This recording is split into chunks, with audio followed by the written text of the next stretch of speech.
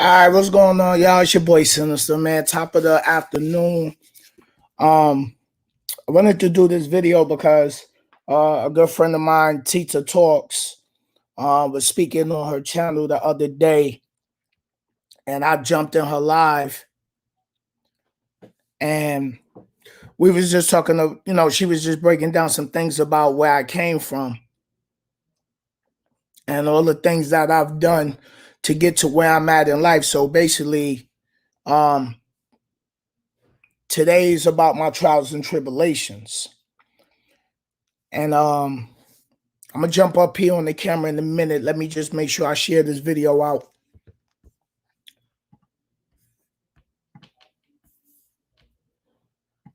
Let me just video out and allow some people to get up in here.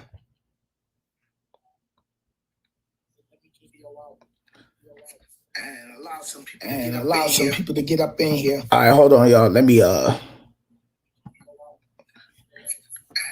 some people to get up in here. All right, hold on,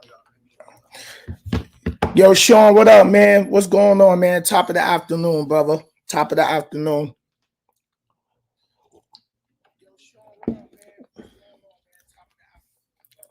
Let me enable my camera so y'all can see me. What's going on, y'all? It's your boy. What's going on, man? Did my shape up last night and everything. Did the shave, you know what I mean? Did the shaving. So, yo, Lee, what's going on?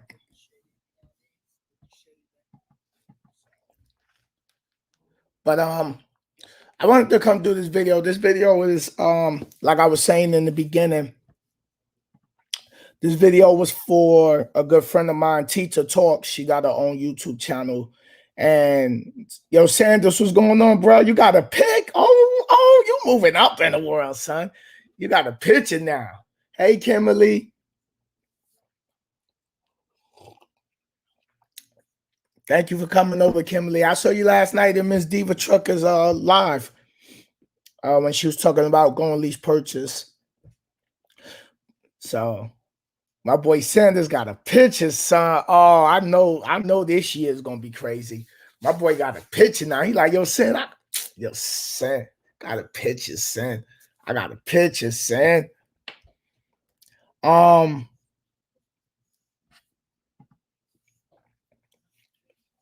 just want to talk about a lot of things that I've been through to get to where I'm at. You know what I mean? Maybe this is gonna, I got a lot of new people that following me, a lot of younger brothers that's following me. And so Tita Talks was telling me, like, yo, Sin, you need to do a video and talk about like how you got to where you at. Because she watches me. Like she says she watches Dave Ramsey. And Dave Ramsey's good, but she's like, she can't connect with Dave Ramsey like she could connect with me because, I'm not on a level of a Dave Ramsey. So, Dope Law, what's going on, brother? What's going on? Everything is good, bro. As y'all see, I'm still here in the city, chilling and laying back. I ain't even get back to the truck yet. So, I'll be back on the road. I'll be back on the road soon. Hey, Nadia. I got to do another live. Nadia, I got to do I'm going to do a live later. So be prepared. Have your tissue ready, Nadia, because I got some things I need to speak about on your product. I got to tell y'all the experience I had last night with using Nadia A's product, bro. You want to talk about mind-blowing? Bro, I'm going to save that for a whole nother video, whole nother live later. But be sure, let's make sure we hitting them thumbs up. Let's hit them thumbs up. Let me hit the thumbs up myself. Let's hit the thumbs up.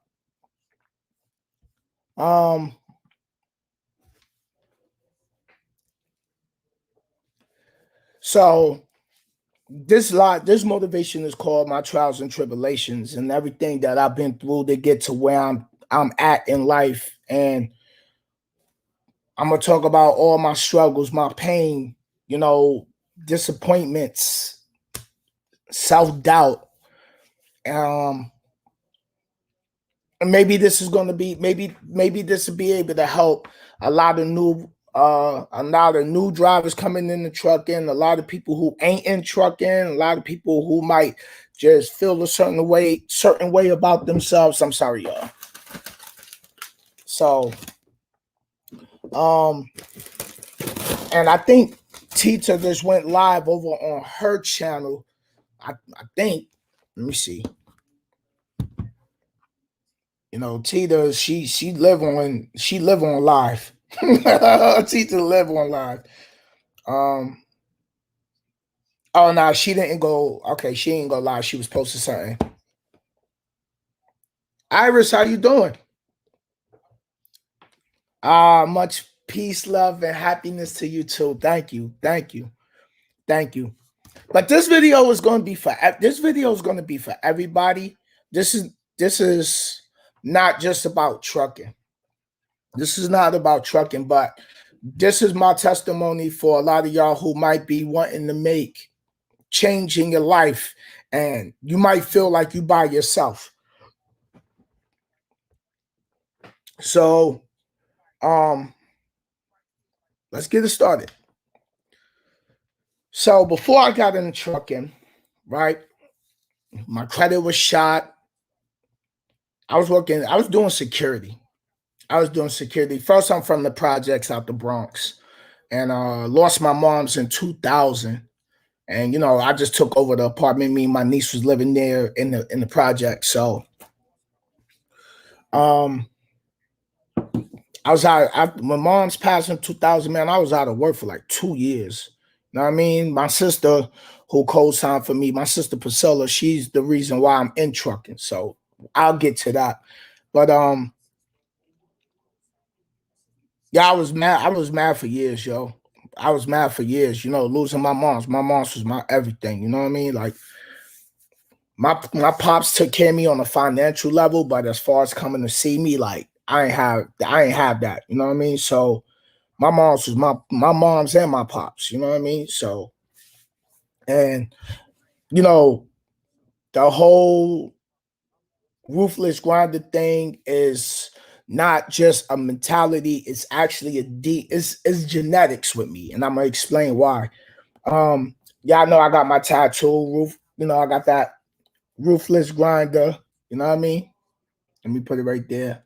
You see it? I'm definitely a ruthless grinder. I got it tatted. Um Grew up here in New York City, you know, it's fast paced up here. You you get it how you get it. You know, you get it how you get it. Yo, Curtis, Curtis Mayfield in the building for real. I like that. I like that. He said the original YouTube trucker, positive motivation and inspiration. Yes, I'm gonna get back to keeping it clean, y'all. I know I've been a little wild with the words, but so grew up here in the city, you know what I mean? Struggled in school as a little kid, bro. Struggled in general education. So I end up in special education. You know, special education was when they took you from a class of 27 students and put you in a class of maybe 15, 12 to 15 students. You know, the work was too fast paced, and you know, everybody has a different learning curve. So this is the first time I'm speaking on this. And I know we all have different learning curves. That's why when I do tutorials or I'm educating people, I always thought about how I struggle with retaining information. So, I struggled in school, hated school, hated school. I ain't want to do homework. I ain't none of that, none of that, none of that. Wanted to just go outside, play. School ain't interest me. I wasn't interested in school, like not at all. And got all the way up, went through, you know, elementary school, junior high school. I made it all the way to 11th grade and then dropped out because I was too busy running around in the streets. So I ain't finished that. Never went. I went to go get the GED, but I got into the class. Then something else came up. I had to. I had to work. You know, child support with my own baby moms and stuff like that. So Um, wait, let me go over here because I gotta look at. I'm looking at the StreamYard screen, but the comments is not dropping down, so I'm going over to my YouTube channel. All right, here we go. Here we go. So I don't miss nobody. Yeah, 32 kids per class. Yeah, Nadia, definitely. So, um,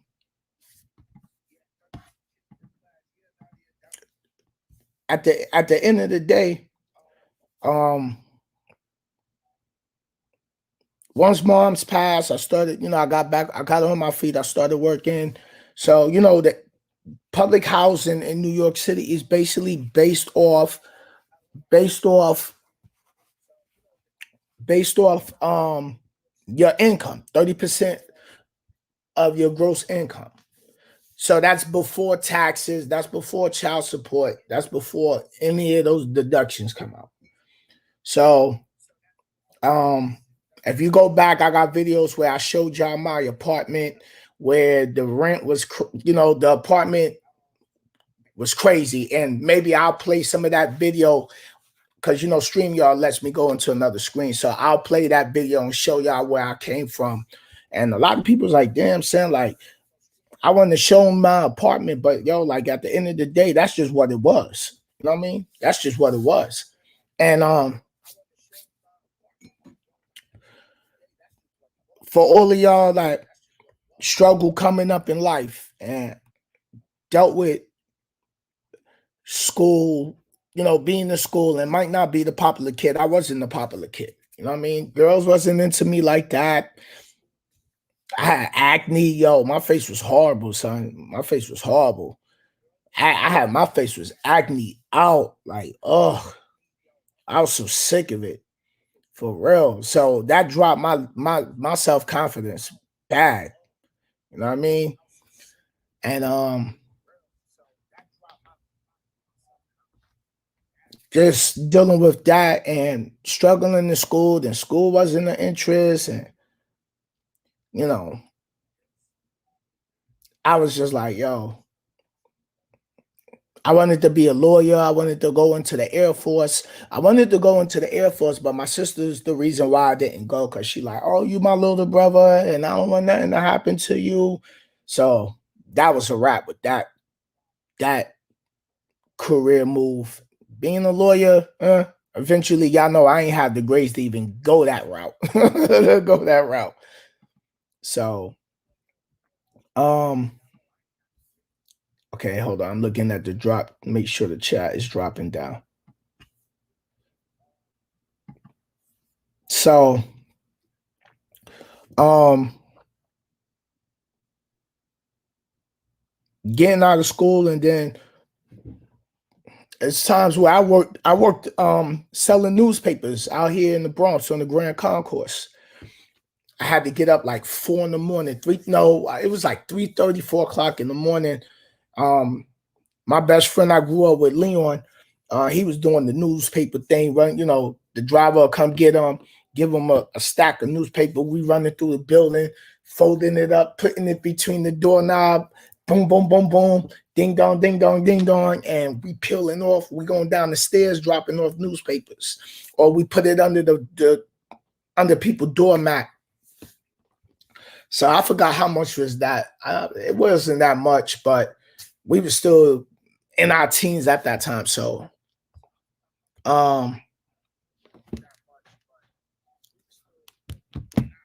it was it was a job, you know what I mean? Off the books, of course, it was off the books. And then the the dude we was working for, he decided to put me on the Grand Concourse on the corner. It's like 5 in the morning. I got a stack of newspaper. And when people drove by, went up to a car, gave them the newspaper, exchange, money and stuff like that. Now it was brick cold out there. You know what I mean? I quit. I ain't even stay with that, bro. I was like, hell with this. You know what I mean? So I ain't care. Like, moms was still here. She was taking care. I was still in my teens. Like, I ain't care. Like, so then I went from that. Then I worked McDonald's. I used to be a cook at McDonald's.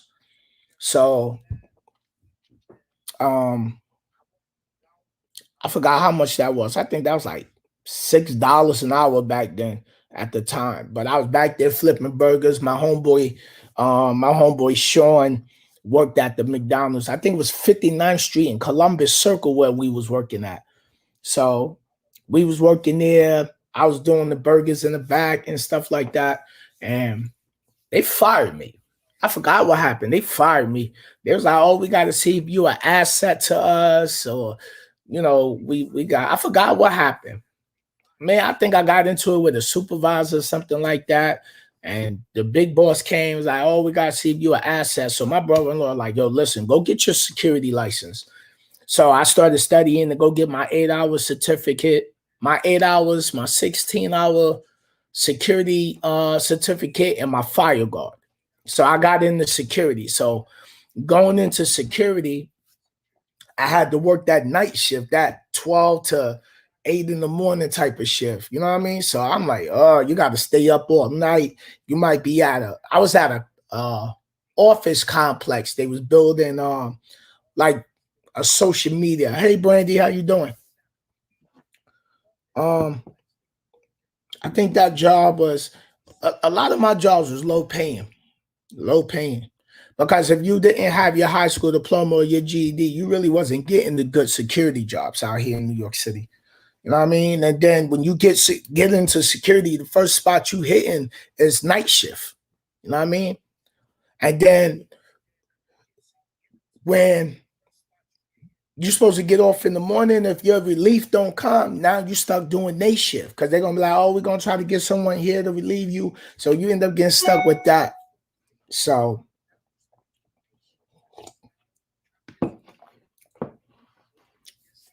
I was doing that. Um, what was that company? I forgot the name of that. Satility Security or something like that. Then I went from there and I went to another security company where I started working at Dwayne Reed. You know what I mean? Up here in the city, like standing at the front door in the security outfits, checking bags. Everybody got a number. Remember when you go in this up here in the city? You come in the store. They still have it like that. It might not be a uniform security. It might be someone that worked at the store, but you leave your bag, they give you a number, to cut down on shoplifting. So I was standing there at the door, Dwayne Reed, taking bags and giving people numbers and stopping shoplifters and stuff like that. So that was $6 an hour.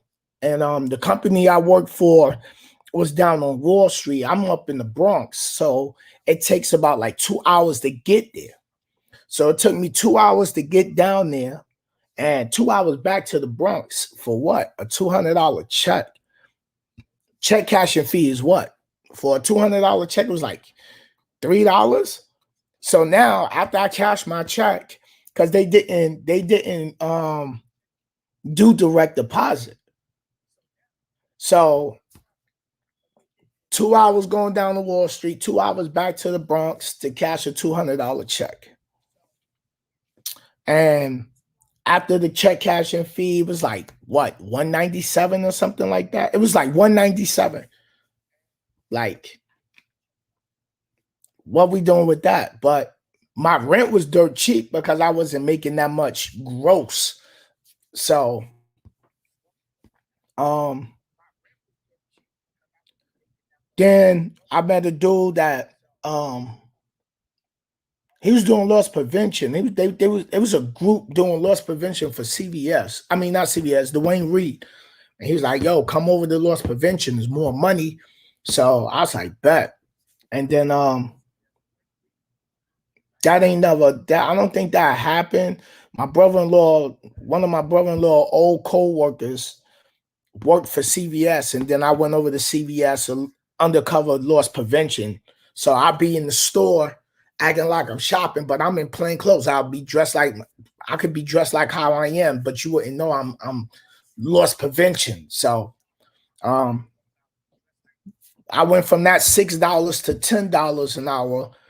So I was working at like 4 different stores, you know what I mean? And I switch it up. They'll be like, my supervisor, he's like, yo, go to Dykeman, go to 96th Street and Broadway, go to uh 125th Street in Harlem. So, and that was my thing though. You know what I mean? I got in a few scruffles with some shoplifters, but that was my thing though, because I was just into that, like, yo, we scruffling with them, you know what I mean? So, but um I went from that. I think I was making like 400 I think I was like making like 400 a week or something like that. And then boom, here come the letter. My baby mom's called me like, "Oh, you got your letter?" And I'm like, "Yeah, I see it." And I already knew she was calling because she was with the nonsense. So, my baby mom's was with the nonsense. So she like, "Oh, don't feel bad." She was taking me and the other baby father to child support at the same time. So um boom. Then that started hitting my money. Yo, my money started going down. I just got, I was just so stressed. I was acting like, because my supervisor wasn't checking on me. So he ain't know what store I was at, but I was sitting home chilling. Like, yo, I was just so stressed out with my baby moms and the drama with that. My money was being chopped, like barely can keep food in the fridge. You know what I mean? So then I couldn't see my son at the time. So yo, I was just pissed. So then one day my supervisor hit me like, "Yo, you ain't been going to work?" And I'm like, "Yo, I'm gonna be honest with you. Nah, bro, I've been stressed." And he was like, "Yo, you know what? I don't want to fire you, Aunt. So I need you to put a letter of resignation in." So I was like, "Bet, I got you." So um wrote the letter up like, "Yo, here's my letter of resignation," and I quit. You know what I mean? And wasn't no unemployment because I resigned. So I went from that. I was out of work, and my homeboy Deuce he's still around. Like he's been down with me through the crazy. So he was coming back and forth from Brooklyn and everything. His baby mom says my homeboy's niece. So I was like, "Bro, you can stay at my crib, bro. So you don't gotta do all that traveling."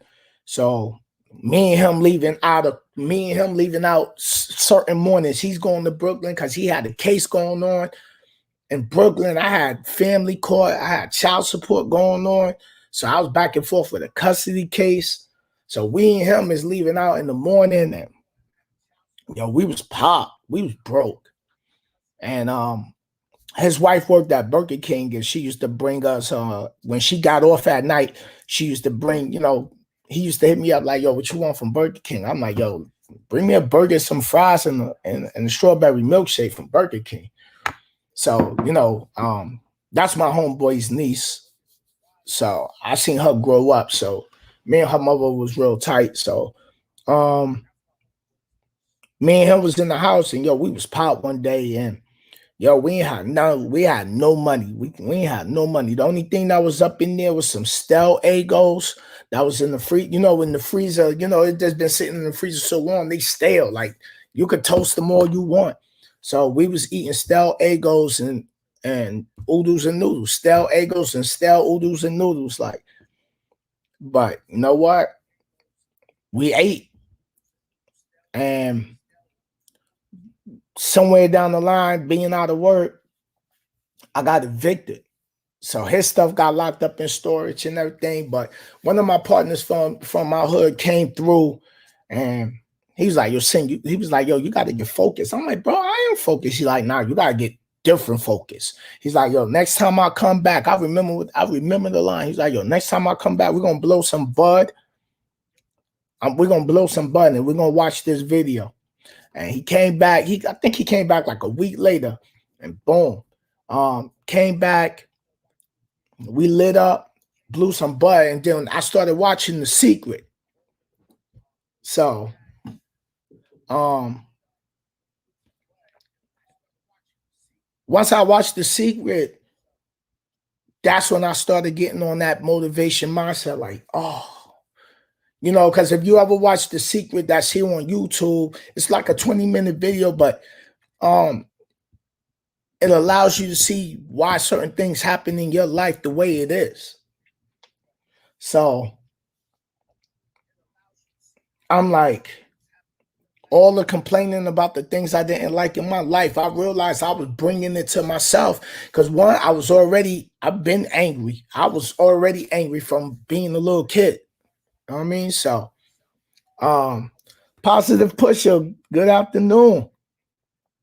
So, I was already angry as a little kid, grown up. So, um,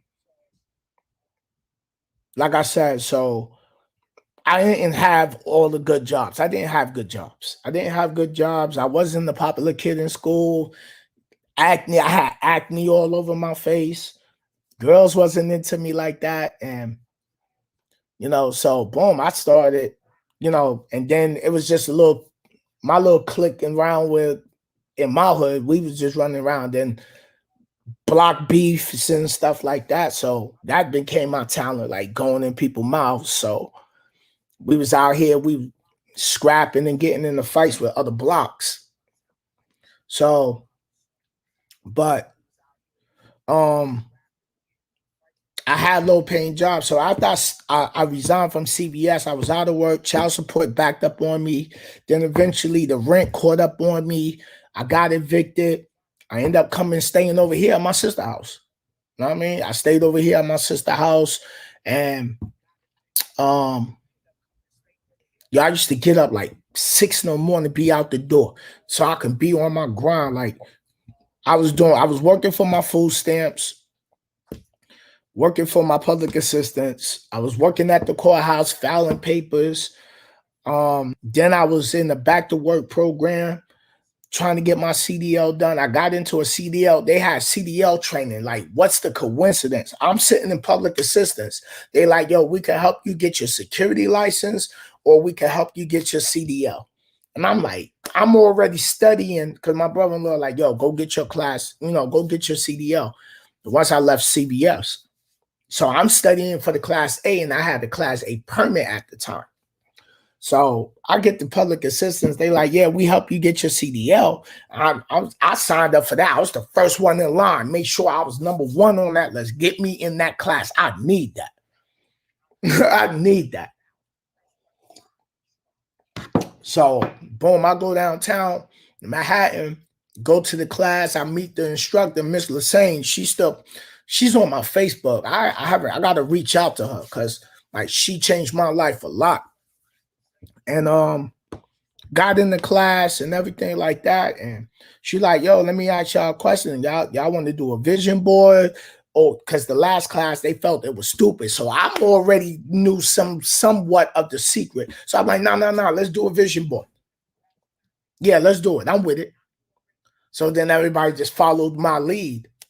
So we in there, we did the vision board, and I had that video here on my YouTube. That's my vision board. The importance of a vision board. That's the video of my vision board I did when I was in public assistance. I still have that same vision board. So I had to downgrade my Class A permit to a Class B permit to stay in the class. So I ran the DMV, boom, paid and got that bump down. Went back. I was in a class studying. Child support is on me. I'm back and forth with family court. What was it? I'm back and forth with family court, child support, housing court, public assistance, and I was trying to get in school. So I can keep the judge off me, because the judge told me like, yo, oh, you ain't doing nothing on the weekends. You can go collect cans and pay your child support. So it was a Spanish chick. And I was doing applications for trucking companies, right? From like one of them websites that let you do one application, but they go to all of them. So I was printing it out, showing her like, yo, I'm doing applications. I'm fronting so I can show her like, yo, I'm looking for a job. So I could keep that judge off my head, because, yo, she was trying to slay me For real. She was trying to make me a statistic. So, my baby mom's throw a monkey wrench in the game. Oh, Your Honor, I don't know if this matter, but my son told me his father was driving trucks off the books. Like, what? Yo, that judge went from, okay, we see you in doing, I see you looking for a job. That's good. I'm proud to see that you're doing something. You're trying to get on your feet. As soon as she threw that monkey wrench, that judge had said, that judge said, oh, so you driving books? You driving trucks off the books? And yo, ho demeanor switch. Yo, Jersey, the truck was good. So the judge whole demeanor changed, right? She went from, oh, I see you looking for a job. That's good. Keep up the great work. She praising me, to becoming the exorcist. Like, you know what? You ain't doing nothing on the weekend. You ain't put no money on your child support. You know what? You can go collect cans. Now, at the time, I think my child support was like $65. And then when you on public assistance, they supposed to drop it down to $25. How they didn't let me drop my child support to $25. You feel me? So I ain't nothing much, brother. Just dropping some trials and tribulations for those who coming up in life. You know what I mean? So so child support didn't want to let me drop my child support down to $25 because they was setting me up to try to get me locked up. They was trying to bang me for 6 months. So judge is like, oh, you ain't doing nothing on the weekend. You can go collect cans. Now, baby mom saying, she coasting. You know what I mean? Baby mom's getting child support money from me, from the second baby father, but she with the third baby father. You know what I mean? And me and the other baby father, we fighting to try to get visitation. She don't want to bring the kids and drop the kids off. So I went through that era in my life, bro, back and forth with her. Then the third baby father, who ended up becoming the actual husband, he yapping at the mouth. You know what I mean? He talking crazy to me and the other baby father.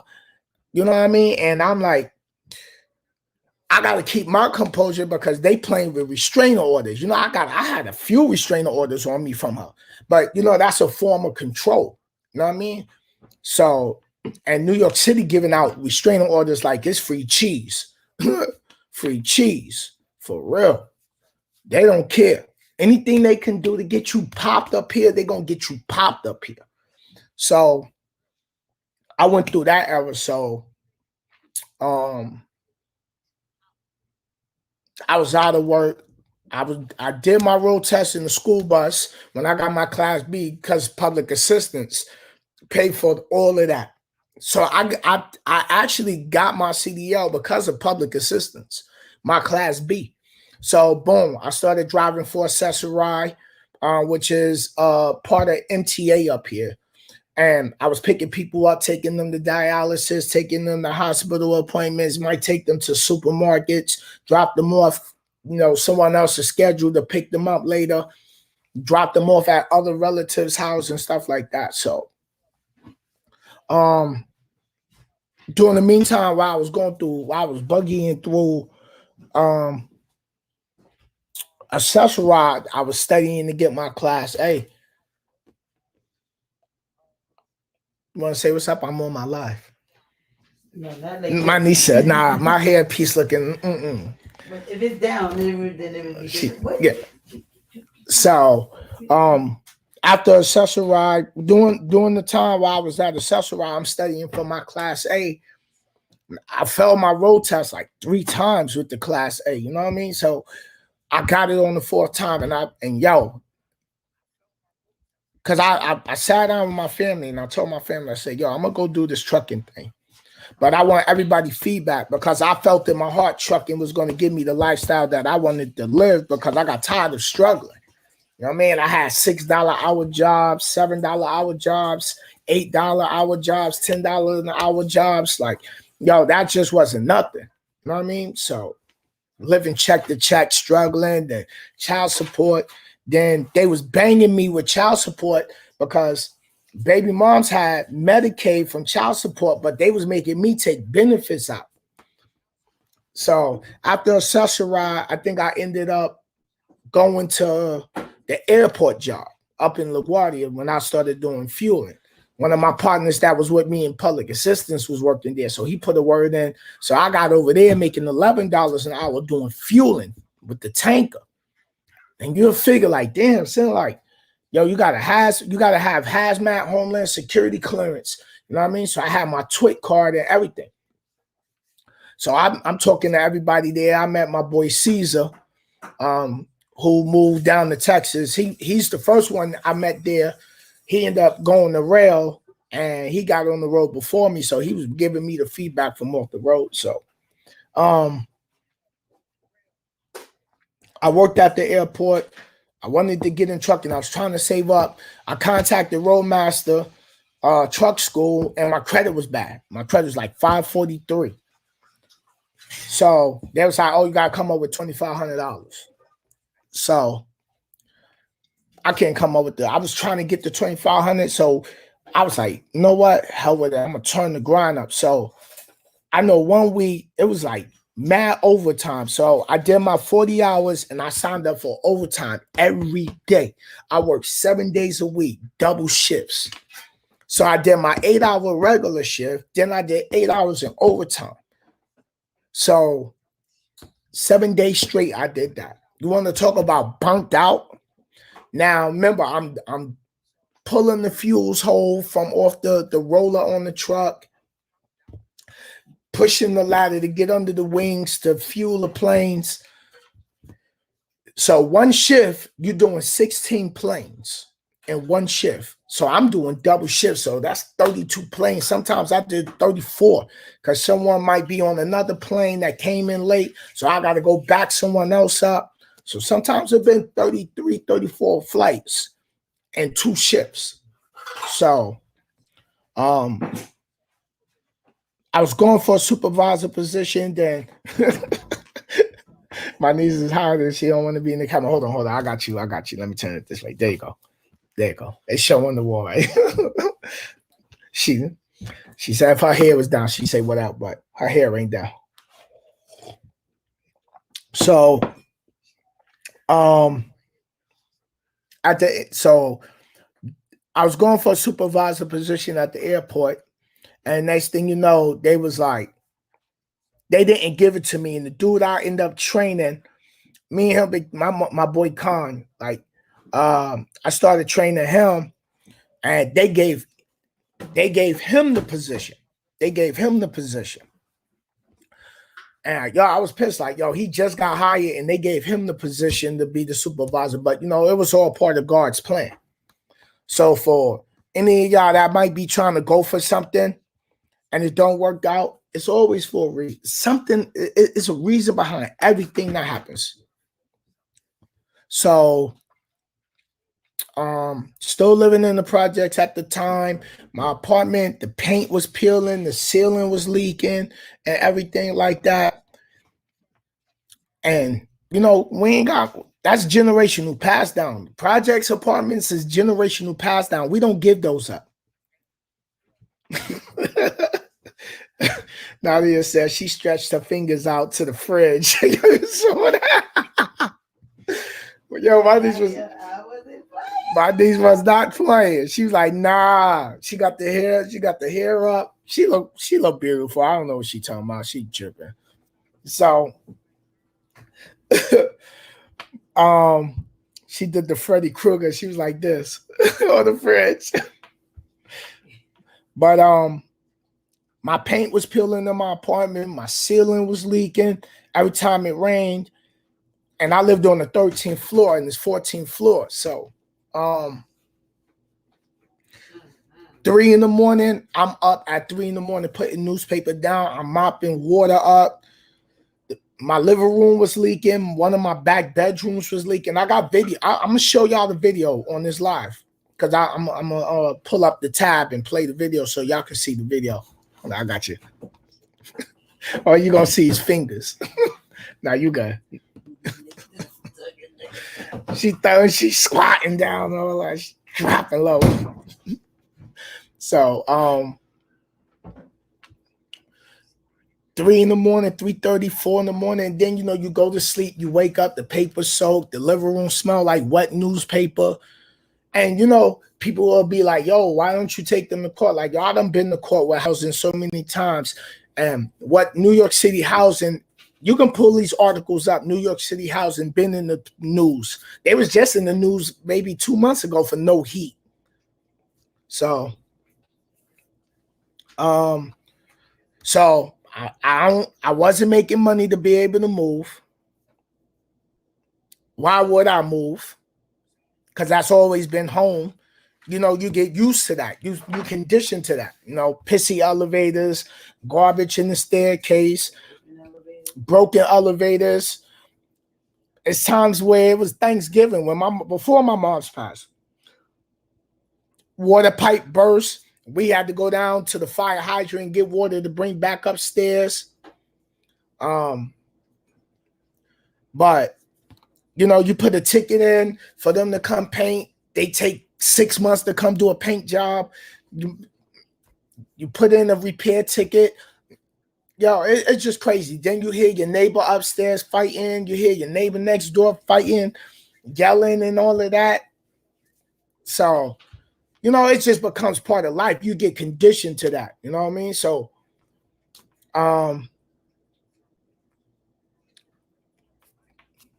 I don't had dispossess after dispossess. The dispossessed letter is the letter before the eviction letter comes. So I had a few of those, and oh man, it's just been crazy in life. It's been crazy in life, and I got to a point. Oh, I forgot I left my cookie right here. So I got putting tickets in. The walls was peeling. I put the ticket in. Oh, well, you got to wait. You need the bricklayer. They come and redo the wall. A few months later, due to the rain, that water was coming behind the wall because they hire cheap contractors to do the roof and the building. When you start seeing the scaffolding and all that. So, can you turn that water on? I got to make me another cup of coffee. Appreciate you. So, I kept going back and forth with housing court. I was just like, yo, I'm tired of that. I'm tired of going to 250 Broadway. But I tell you one thing about New York City Housing Authority. They won't come fix nothing, but they will come fix your lot. You don't pay that rent. They sure will. Oh, they gonna come for that money. They gonna come for that rent money. They'll be on their job when you don't pay that rent. But as far as fixing, anything in the apartments, nah. Elevator in and out, both elevators broke. They come fix the elevator, reset the panel. Hour later, both elevators out. Now we walking up 13 flights. Pissy elevators, blunt wrap. We smoked the Phillies back then, so you slid it down the middle with the razor blade, dump it out. So we had that. Then we had the crackheads in the lobby of the project buildings. All the crackheads know me because they see me grow up, so they like family, right? Because they've been there so long, and they know we all know each other. You know what I mean? So I still see some of them to this day. They be like, "Oh, yo, Sin, man, we proud of you." So to see people who smoked and see me grow up as a little kid and looked out for me, see me doing trucking and seeing me be able to move out the projects, it's like, oh, yo, I'm proud of you, bro. I remember when you kept talking to us about you was gonna go do trucking, so that felt good because these is like, they looked out for us. They looked out for. They knew my sister and everything. They knew my moms. They made sure, like my moms used to come in like 12:30 at night. So they used to make sure she got upstairs safe because they knew my moms. You know what I mean? Like we've been there since 79. And we knew they moms. We knew them. They grew up, before crack hit. You know, it used to be weed. They used to be out there handball, playing handball. They see me riding my bike, my niece riding my bike. So, you know, and You used to play handball? yeah, I used to play handball. Yep. Yep. Play handball, softball, football was my thing. I sucked at basketball. I didn't really care for basketball. That wasn't my thing. I guess I just didn't practice enough.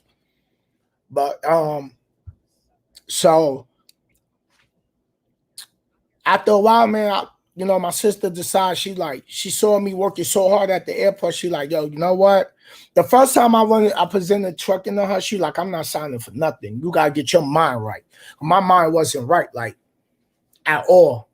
At all. Baby moms. I had that drama with my baby moms and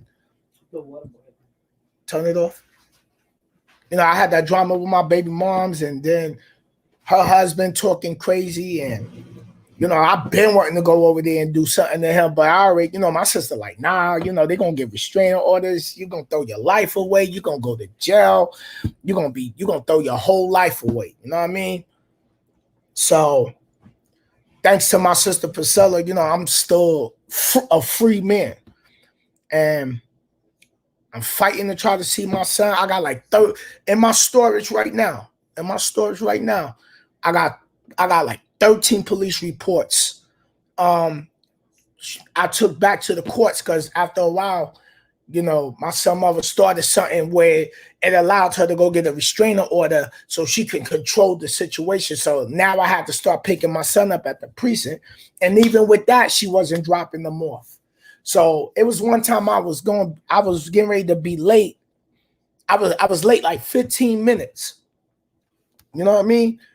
I was late 15 minutes and the judge was like, yeah, they was getting ready to take a day. Now it took maybe about an hour to get over there to go get them and an hour to go back to my crib. So go all the way over there for her not to show up. Now I got to travel an hour all the way back home empty-handed. I got court orders where I supposed to have them for Thanksgiving. My son never had not one Thanksgiving with my family since he's been born. You feel me?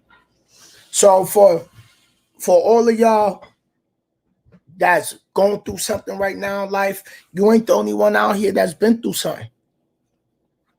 You ain't the only one that's been through something. You just might not, when you going through things, sometimes it just seems like you're the only one going through it. Because everybody else seems like they living their best life. But you just don't know. And then when you start to come out of certain trials and tribulations of your life, that's when you start finding out, like, damn, I didn't even know you was going through that. Yeah, bro. And then I start finding out one of my other homies was dealing with his baby moms and the drama with his baby moms and not seeing his son. And we started linking. And that's why that song on my music channel called Situations, these situations, that's an actual restraining order in my hand that my son mother had served to me. So I put it in the video. That's my actual restraining order. So when you listen to the lyrics, that song is referring to my real life situation, and the paper in my hand is an actual restraining order at that time of the video. And then she tried to get a restraining order on me so I couldn't go to the other baby father's house. Because me and the other baby father was cool, you know what I mean? Shout out to my man, my cousin Jacob. You know what I mean? I always call him cousin. So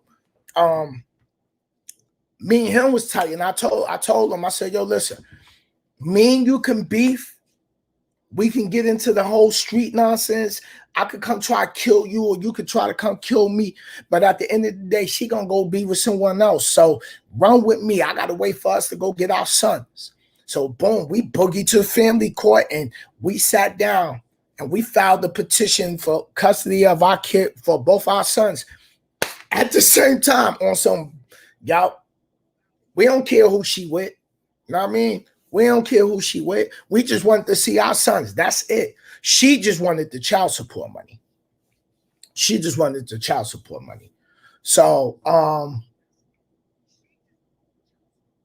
she was hella foul with the child support money. Kids wasn't getting nothing.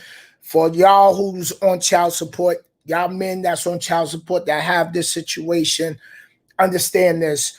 If you buy anything outside of child support, according to New York State, the courts told me anything I buy outside of the money I send her for child support is considered a gift. That's how that system works. That's how that system works. I showed the judge all the violations. I had to fight with NYPD to just write the report.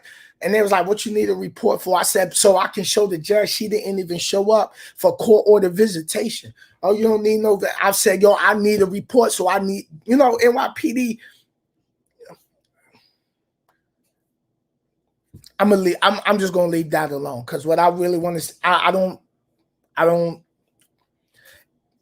we don't rock. That's it. That's the best way I can put it. We don't rock. NWA, back in the 80s, we don't rock. So, I'm in the precinct and I'm beefing with the officer. Like, yo, I need a police report so I can show the judge, like, I can't. Because then when she go to court, she going to be like, oh, I showed up. He wasn't there. Because in the name of in court, and I'm going to do a separate video on this in court, the name of the game in court is, where's your proof? Where's your proof? You feel me? That's the name of the game in court. Where's your proof?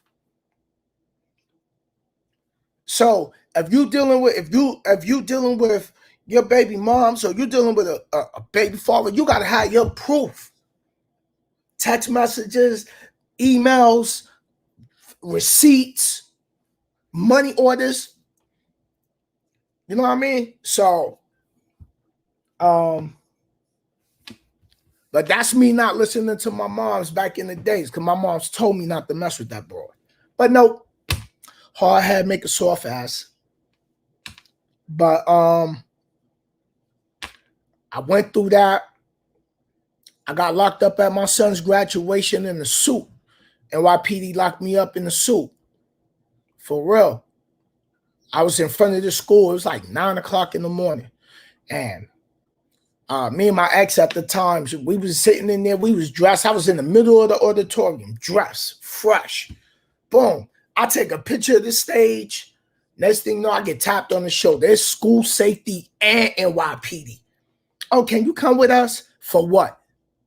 Oh, your ex-wife or your some of us said you're not supposed to be here. Now, I already know how grimy she get, right? So I have my court order from the judge saying and stating I'm allowed to come to the school, because she wasn't letting me get no report cards. I got no school pictures. I got none of that. None of that.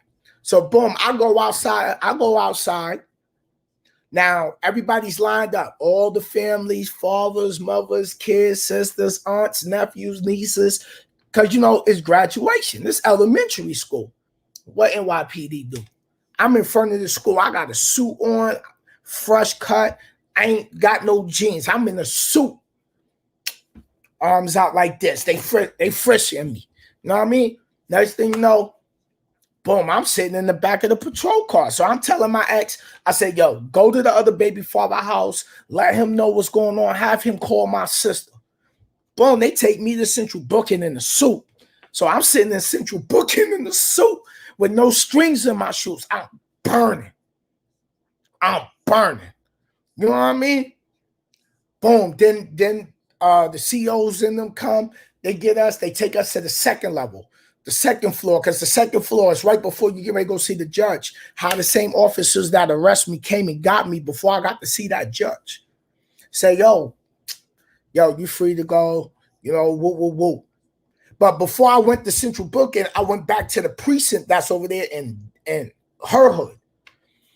So I'm beefing with the captain, because the two officers was beefing with the captain, like, Sarge, like, he's not even in here acting like he ain't even acting a fool. Now you got to bring him in. You got to bring him in. He was like, but he got a court order saying he can be at the school. So they was going to sit there and lie and be like, oh, he already left. So I'm like, So I'm at the precinct sitting in the cell. They fingerprinting me and everything like that. And I'm like, yo, you gonna arrest me when I'm at my son's graduation?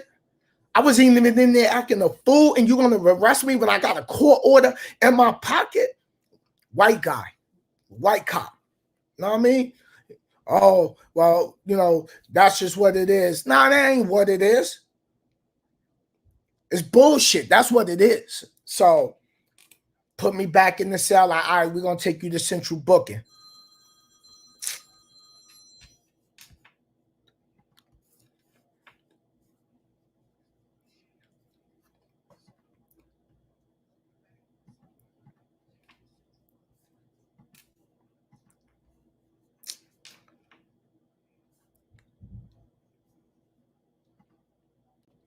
All right,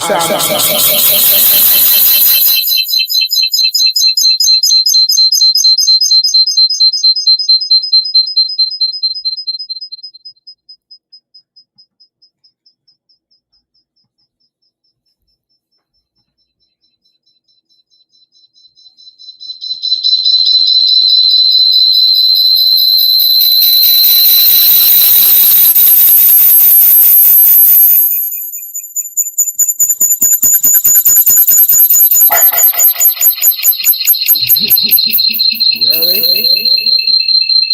I'm not paying you right now.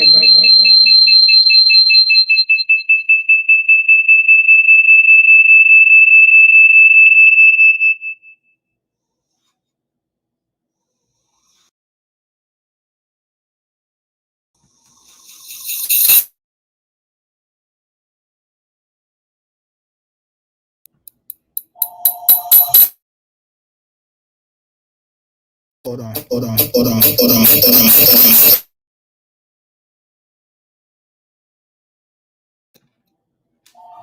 Trying to get the mic right.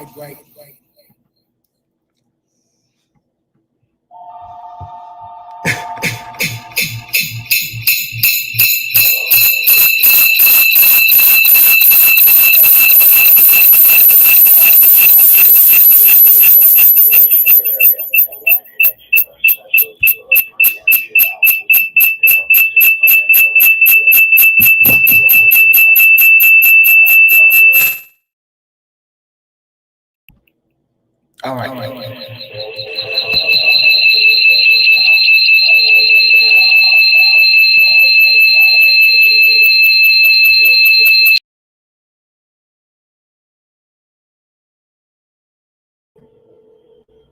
All right, Ben. Now I'm trying to figure out. I got a double screen. Hold on. All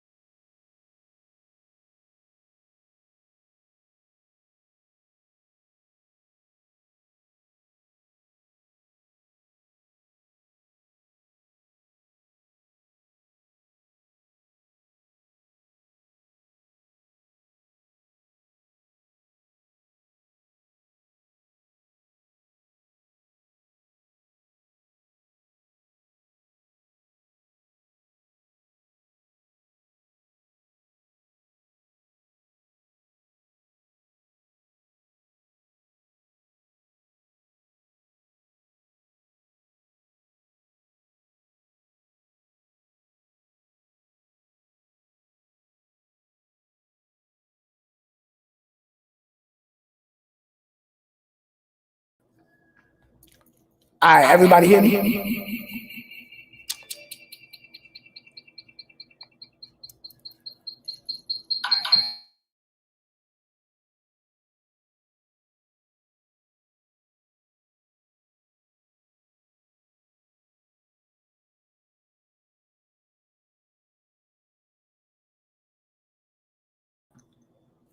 Here we go.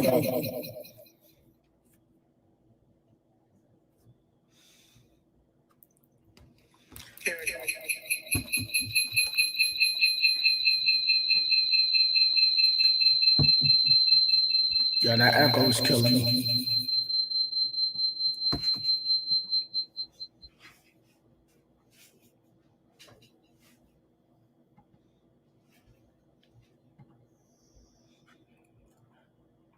All right, how that sound? We still got that echo.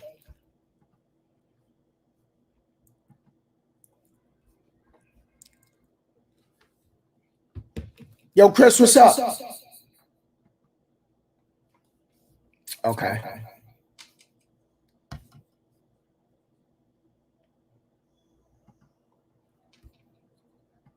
Hold on.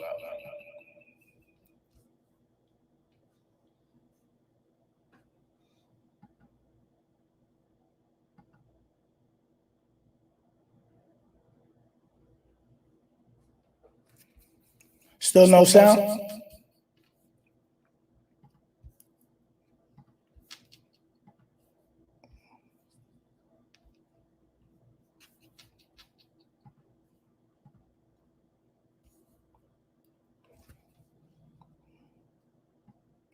I gotta put my phone on do not disturb next time.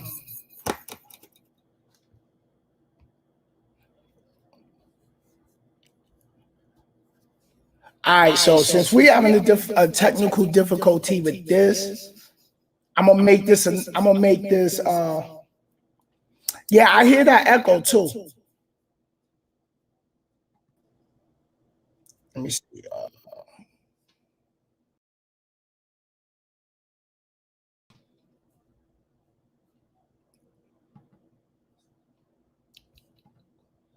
I think because I came back in here. Okay.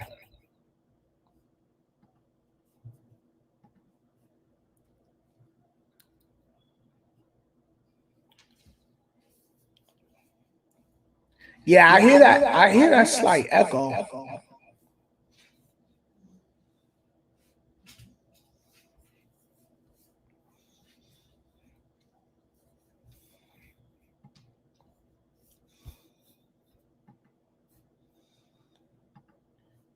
Telling you, telemarketers, bro.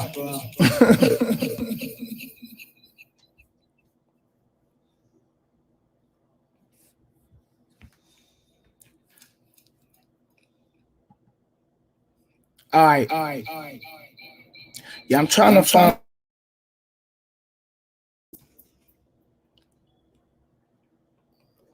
I'm trying to see where that echo is coming from.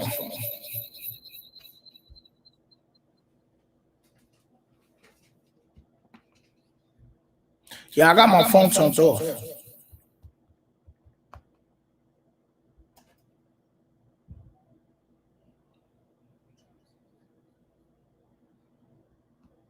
So, all